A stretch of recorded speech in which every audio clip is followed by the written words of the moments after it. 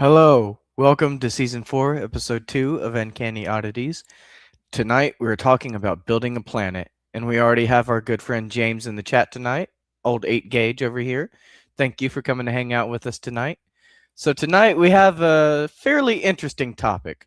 So, yesterday we were talking about hyperdrives and warp drives and traveling between planets. So, tonight I thought it would be fun to talk about building a planet. Everyone's played Minecraft. That's kind of like building a planet, right? So I got curious and I was like, I did a little research. I was like, you know, what exactly scientifically constitutes a planet? Like what is scientifically needed to be for something to be considered a planet? And yes, I was thinking about Pluto. Poor guy. Too small, I suppose. So, for an object to be scientifically classified as a planet, it generally must meet three primary criteria established by the International Astronomical Union, if I can get the words out, or the IAU in 2006. These criteria are orbital characteristics, the object must orbit the sun or a star for exoplanets. Two, it needs to have sufficient mass. The object must have enough mass for its self-gravity to overcome rigid body forces, leading it to assume a nearly round shape. This characteristic means it reaches hydrostatic equilibrium. Clearing the neighborhood. Now this one sounds like you know, like you're preparing for something, right? Something big or serious. This just means that the object must have cleared its orbit of other debris, like, asteroids and trash and just, general stuff like that. This means it is gravitationally dominant in its orbital zone and removes other objects of similar size except for its own satellites. So basically, if we wanted to make our own planet, we would need to make sure that we meet all of these criteria, which, with the right technology, should be simple enough, right? We've had, science fiction could easily make this types of technology. So there's a few other things to consider, such as dwarf planets, which is where Pluto is located at these days. So basically, objects like Pluto are categorized as dwarf planets because they meet the first two criteria but do not clear their orbital neighborhoods. So that's why Pluto is not considered a planet anymore. It's just the gravity isn't strong enough. It doesn't have a good enough orbital field. So there are a variety of planet types, such as terrestrial planets, rocky planets, like which include rocky planets like Earth and Mars. That's where we're at, and where we're from, according to some people. So then we have gas giants, Jupiter and Saturn, which are predominantly composed of gases. And then we have ice giants, like Uranus and Neptune, which have significant amounts of water, ammonia, and methane ices. And I was watching a clip on YouTube earlier just to add another pop culture reference. If you have seen the movie Interstellar and they go to that water planet where, like, so much of the planet is water and everything, and everyone's like, oh, that's not real. Well, apparently there is a planet out there like that. I think it was called KB 18. But yeah, apparently there really is a planet out there that's just like all water, like even more so than Earth. And people were making jokes in the comments about Leviathan being there. So definitely something interesting to, just keep in mind. You know, yes, I know, James. I know, old gas giant. Uranus is a gas giant. Let's go ahead. We said it, okay? We said it. Just for you, James. Just for you. And then, so Pluto, as we all know, who, those of us who are a little bit older, I suppose, maybe not some of the younger generation, but as I am aware, and my generation, Pluto used to be considered a planet when I was a kid because we used to have to make, like, solar system display models and stuff like that, and we always had to memorize all the planets like Earth, Saturn, Jupiter, Mars, Pluto, all that stuff. But Eventually, after I graduated, a little bit later on in life, Pluto was reclassified as a from a full planet to a dwarf planet, and me and a bunch of other science geeks were very disappointed, and we still to this day have very upset feelings about Pluto no longer being a planet. It's like, look, come on. You can't just give something the status of planet and then take it away later. That's not fair. You know, you can't just change your mind. I mean, what if someone said Earth wasn't a planet? I mean, wouldn't you want your status back as a planet? Come on now. What about the Plutonians? The Plutonian lives matter, guys. Come on. So it was primarily due to the adoption of the specific criteria by the IAU in 2006, which we spoke of briefly a minute ago. So the main reasons for the reclassifications was that it was unable to clear its orbit. One of the key criteria for being classified as a planet is the ability to, quote unquote, clear the neighborhood around its orbit. Pluto shares its orbital zone with other objects in the Kuiper belt, which means it does not dominate its orbital area. It does not clear its orbit. Basically, the gravity is too weak. Now, there was also the discovery of similar objects, such as Eris, which is a trans-Neptunian object similar in size to Pluto, raised questions about what should be considered a planet. Eris is more passive than Pluto, prompting astronomers to reconsider Pluto's status. So basically, they just took away Pluto's status as a planet because they're like, there's another, thing out there that it's like an asteroid, but the asteroid is the size of your planet. So yeah, you're not really a planet anymore. You're just like you're an asteroid now, pretty much. It is what they did. Yes, thank you, Haley Hills. Justice for Pluto. Thank you. Now, there was also the requirement for definitional clarity when the IAU aimed to create clear definitions to avoid ambiguity. Defining what constitutes a planet led to the exclusion of Pluto as it did not meet all the revised criteria, unfortunately. Which I still say is not fair. Not fair to Pluto. Plutonian lives matter, right? So, the historical context is that it was originally classified as the ninth planet after its discovery in 1930.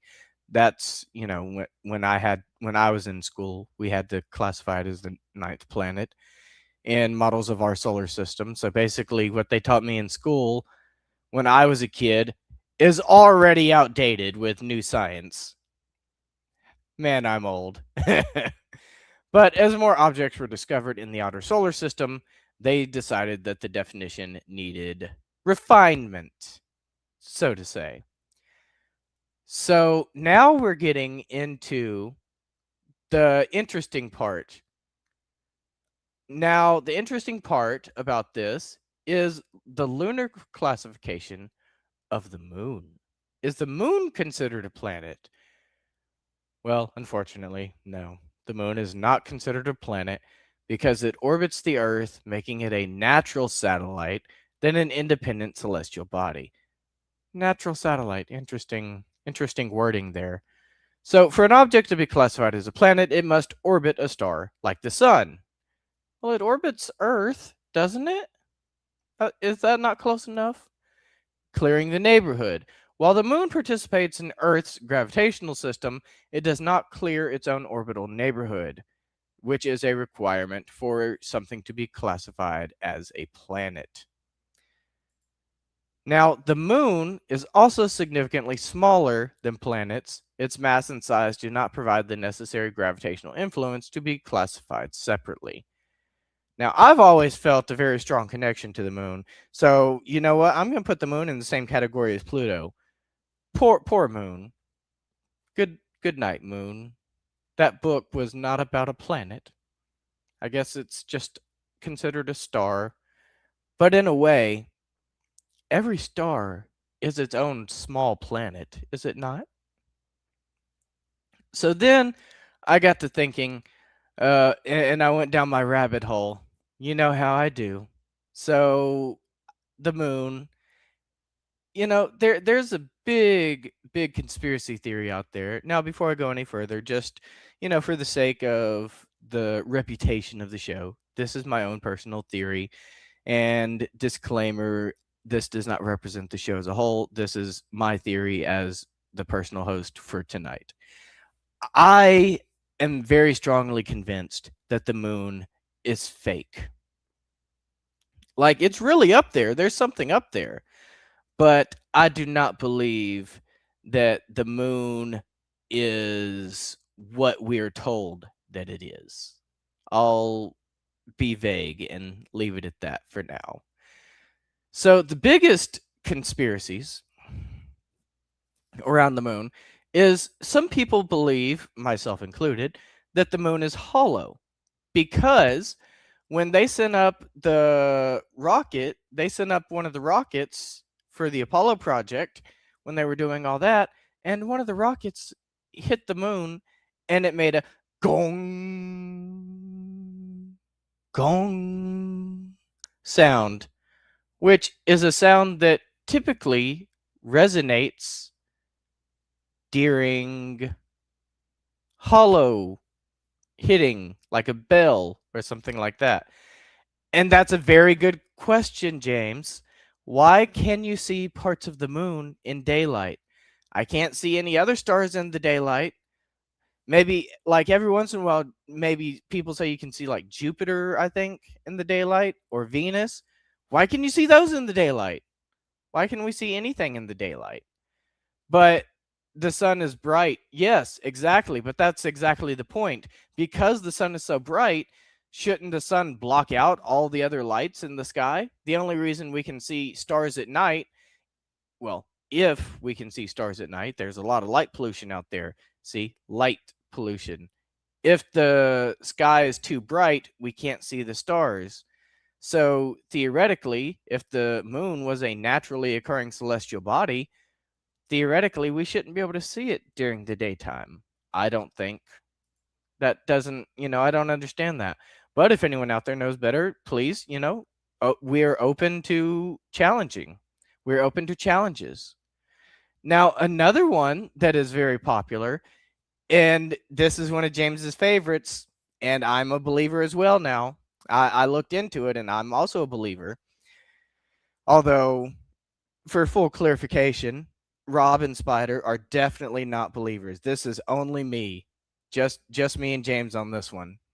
But there is a widely circulated theory that says that the Apollo moon landing missions were staged by NASA and the US government. Proponents argue that photographs and videos from the missions were fabricated on Earth in a studio in Burbank, California, with help from Steven Spielberg, citing perceived anomalies like shadows, which should not exist in certain areas, flag behavior, which, why is the flag billowing in the breeze if there's not supposed to be a breeze on the moon?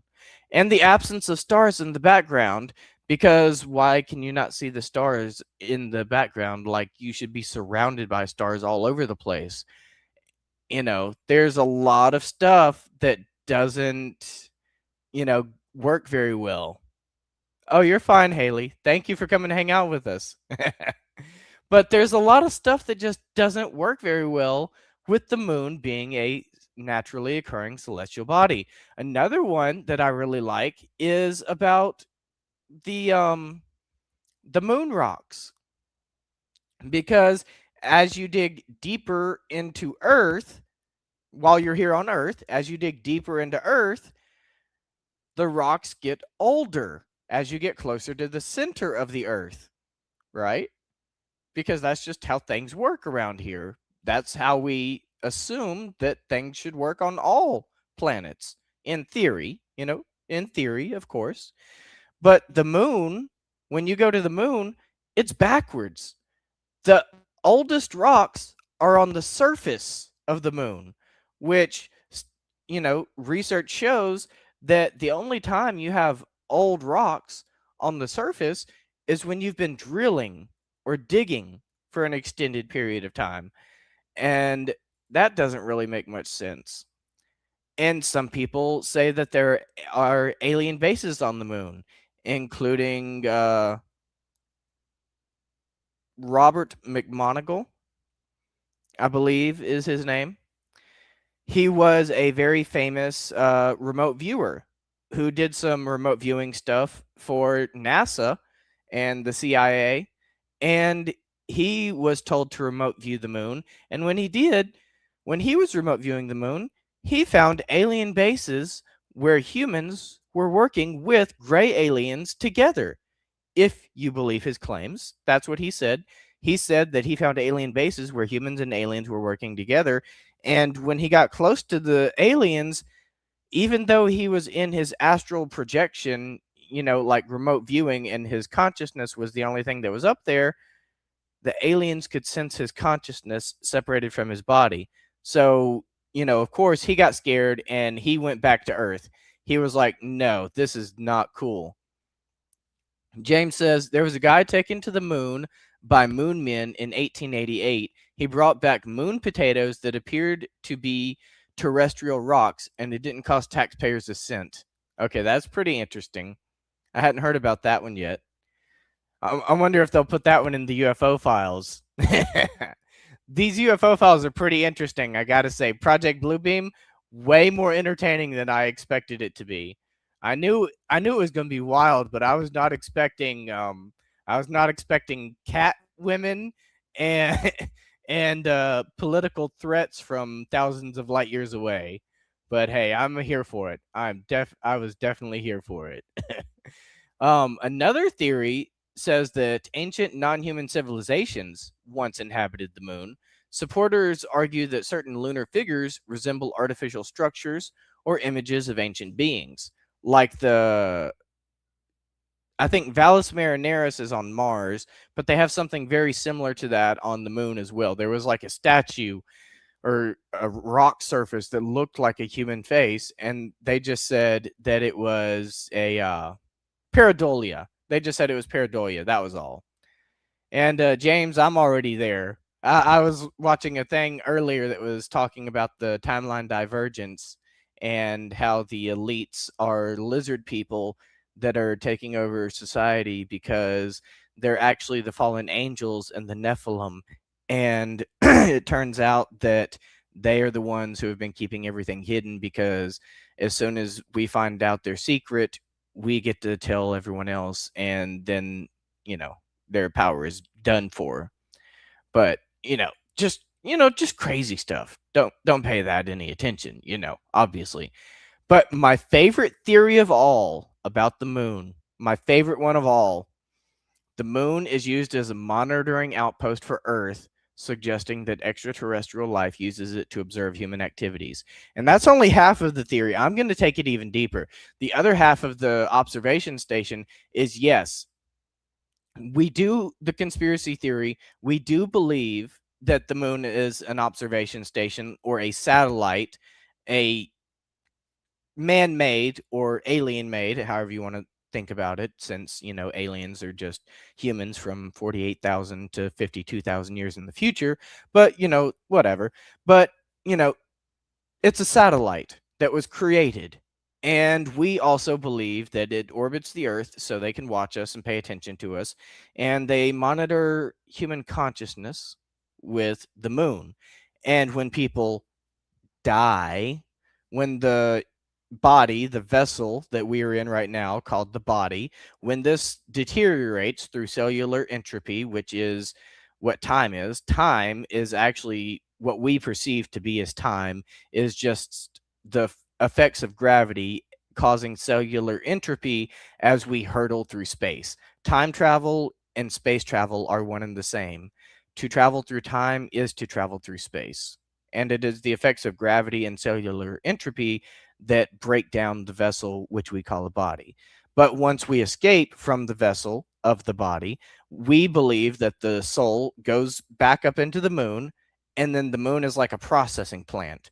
And if you go into the light, then you go back to the moon, and the light is the light from when you're being born into the new world, into your new life. And that's why babies cry when they're born, because they are just realizing that they are about to lose all their memories in just a few seconds, and they've just been born into a new life, and they have to go through this whole simulation all over again.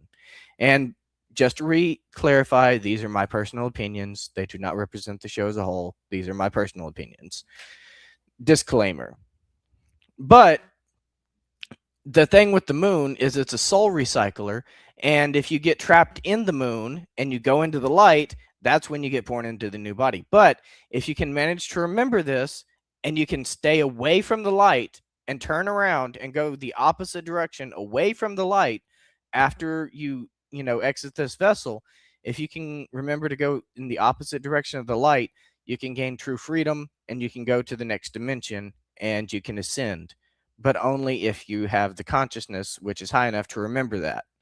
And that is what we believe about the moon, is that we believe the moon is a soul trap, which basically conditions you, puts a lot of guilt into your soul and tries to convince you to come back and try to make the world a better place and try to atone for all your sins and all your crime and all your guilt. And that's why the ancient Egyptians had the belief about weighing your heart against a feather, is because it was symbolic of the moon soul trap, where they try to condition you to believe that you're guilty. And if you feel enough guilt, it weighs down your soul. And that's why they do the scales, because it's about the weight. And it's not about whether you committed crimes or not. It's not about whether or not you committed crimes at all. It is 100% about your own guilt. So if you can commit crimes and feel no guilt about it, you can still escape. But if you commit 0 crimes and feel guilt, you will still be trapped. And that's how that works. But it's just a very intriguing theory to me. Whether it's true or not, it's still very good entertainment and still very interesting to think about. Just like, a lot of these scientists that went missing were trying to tell us about they were trying to warn us about the timeline divergence in 2030 and how we have to raise human consciousness and awareness, because it's the only way that we can get into the timeline of true freedom and escape the timeline of, let's just say, the timeline of Cyberpunk 2077. It's a timeline controlled by corporate greed and control. And, so the main concept for tonight was, and there is a reason that I brought up the moon, is because we were talking about, do we believe that it's possible to build a planet? And I believe that with all the technology that we've had between things like Star Wars, Star Trek, Star Trek, I'm not sure. I never really watched it, to be honest with everybody. But, and all the other outer space shows we've had over the years, those are just 2 of the most popular. But with all the science fiction technology that we've had, I do believe that we could probably create a planet. And you know what they say about science fiction. Everything that we see in science fiction is already a factual thing in the government, hidden behind black ops.